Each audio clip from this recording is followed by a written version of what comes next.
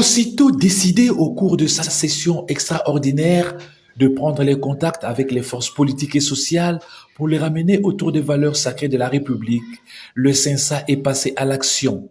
La délégation conduite par son président Joseph Olenga Nkoy a fait le déplacement ce mercredi 16 novembre de l'hôtel Fadenhouse pour rencontrer le président de l'ECD, Martin Fayulu Madidi. Sur la sellette, l'agression de la RDC par le Rwanda via le M23. Il ressort de leurs entretiens que Martin Fayulu est prêt à rencontrer le président Félix-Antoine Tshisekedi pour aborder rien que cette question sécuritaire. Patriotisme oblige.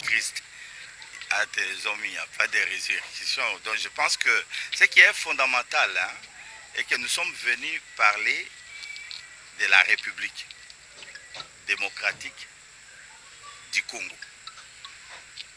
Vous connaissez ce qui se passe aujourd'hui dans notre pays. Le Congo de Lumumba, de Kasavubu, de Kimbangu, le Congo de Tshisekedi et le Congo de tout le monde. Nous sommes aujourd'hui un peuple humilié, continuellement humilié. Moi je crois qu'à un moment donné de l'histoire, il faut aller avec tous les citoyens, leurs fils et filles du pays, pour voir ensemble, comme nous l'avons toujours dit, la valeur d'un homme politique, ce n'est pas par rapport à sa taille, c'est sa capacité de raisonnement pour résoudre les problèmes qui agressent le pays. C'est comme ça que nous avons pensé utilement venir voir le président Fayulu pour discuter avec lui sur le Congo. Ce que je dois vous dire, nous sommes surpris de sa grande ouverture. Parce qu'on ne peut pas arriver à trouver des solutions du pays sans la cohésion interne. Et dans la cohésion, il faut essayer qu'on aime et ce qu'on n'aime pas, pourvu qu'il soit des citoyens de ce pays-là. Dans la cohésion, il faut que tout le monde, que tu sois au pouvoir, que tu sois dans l'opposition ou ailleurs, il faut à un moment donné, il faut que les gens se parlent, qu'ils discutent autour des valeurs de la République, pour voir qu'est-ce que nous devons faire pour sauver notre pays. Vous savez, nous avons vu le Soudan. Les gens croyaient que c'était un dessin animé. Et vous voyez qu'aujourd'hui, le Soudan est divisé. Il y a le Soudan du Sud, il y a le Soudan du Nord.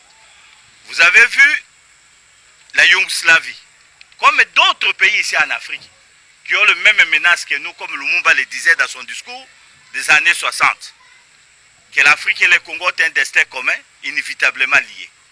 Voilà, chers amis, c'est pour ça que le CENSA est venu toquer dans la porte du président Fayulu pour lui demander quelle est la lecture qu'il fait de la situation et comment il attend pour qu'il y ait des solutions.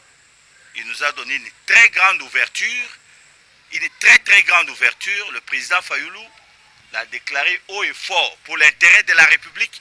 Il est prêt à rencontrer son frère Tshisekedi et quoi que ce soit pour parler du dossier du pays.